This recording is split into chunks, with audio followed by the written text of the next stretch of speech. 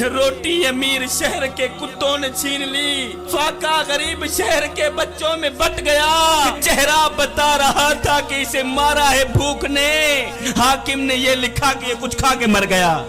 ایک غریب فقیر تھا، اس نے پھٹے پرانے کپڑے پہنے ہوئے تھے، نہایت ہی غریب ہی غریب، اس کا ایک ہی لباس تھا وہ بھی پھٹ گیا۔ اب جگہ جگہ سے ننگا جسم نظر آ رہا تھا، صبح کو کھاتا تھا شام کے لیے نہیں ہوتی تھی، شام کو کھاتے تھے صبح کے لیے نہیں ہوتی، اس کا ایک ہی لباس تھا وہ بھی پھٹ گئے۔ اب جگہ جگہ سے جسم چلک رہا تھا، وہ ایک بادشاہ کے دروازے پر گیا، جہاں بادشاہ کے کتے بندے ہوئے تھے وہاں جا کے بیٹھ گیا۔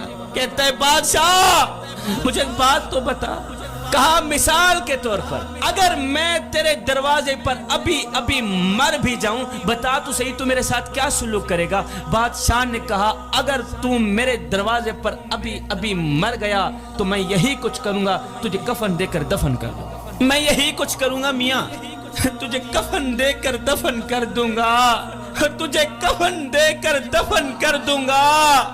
یہ سن کر اس غریب فقیر کی چیخ نکل گئی، غریب فقیر رو کر کہنے لگا بادشاہ میرے مرنے کے بعد جو میری مردہ لاش ڈھانپنے کے لیے مجھے کفن دو گے نا وہ آج ہی دے دو تاکہ میں اپنی زندہ لاش تو ڈھانپ سکوں۔ اللہ اکبر، اللہ اکبر۔ بادشاہ میرے مرنے کے بعد تمہارا دیے کفن کس کام کا؟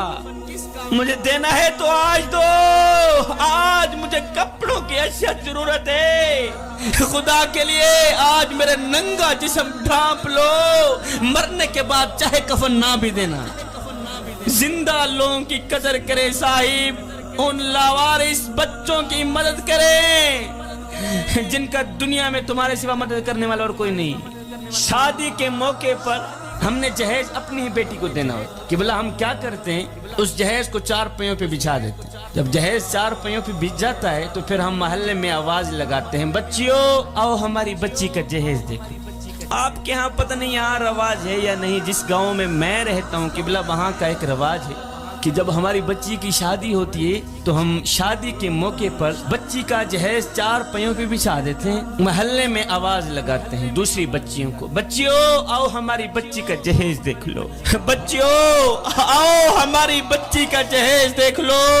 میں نے کہا نادانو تم نے جہیز دیا تو اپنی بیٹی کو، لیکن یہ کسی کو بھی خیال نہ آیا کہ جو بچیاں تیری بچی کا جہیز دیکھنے آئی ہیں ان بچیوں میں سے لاوارث بچی بھی موجود ہے، جو بچیاں تیری بچی کا جہیز دیکھنے آئی ہیں ان بچیوں میں سے یتیم بچی بھی موجود ہے۔ میاں ان بچیوں میں سے اس غریب بوڑھے باپ کی بچی بھی موجود ہے جو غریب بوڑھا باپ اپنی بوڑھی کمر پہ بوریاں لاد کے دن رات محنت مزدوری کر رہا ہے، صبح و شام محنت مزدوری کر رہا ہے، نہ دن دیکھتا ہے نہ رات دیکھتا ہے۔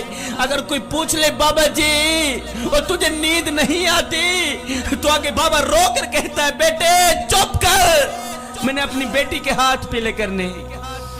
لیکن وہ بدبخت باپ کیا کرے؟ کیا آج میرے معاشرے نے اس کی غریب بیٹی کو قبول ہی نہ کیا اس لیے کہ اس کے پاس تو جہیز ہی نہیں تھا؟ اس جہیز جیسی گندی لت نے میرے خوبصورت معاشرے کو گندا کر دیا۔ زمانہ جاہلیت میں کل تک جس عورت کی قیمت اشرفیوں سے لگتی تھی آج اس کی قیمت جہیز سے لگتی ہے۔ آئے زمانہ بدل گیا مگر انسان نہیں بدلا۔ پھر میں 1 بار نہیں 2 بار نہیں، شبیر قمر بخاری کروڑوں بار قربان نہ جائے اپنے کریم نبی کے اس فرمان پہ کہ میرے کریم نبی نے فرمایا صحابہ کسی غریب کے سامنے اپنی دولت کی نمائش نہ کرنا، اس سے غریب کا دل دکھے گا۔ فرمایا او میرے صحابہ خدا کے لیے کسی یتیم بچے کے سامنے اپنے بچے سے پیار نہ کرنا، اس سے یتیم بچے کا دل دکھے گا، اس کو مرا ہوا باپ یاد آئے گا۔ میں یتیموں کے سروں پر شفقت بھرا ہاتھ رکھتا ہوں اس لیے کہ جب میں مر جاؤں کوئی میری اولاد کے سر پر بھی شفقت بھرا ہاتھ رکھے۔ میں غریبوں کی مدد کرتا ہوں اس لیے کہ غریب ہونے میں وقت نہیں لگتا۔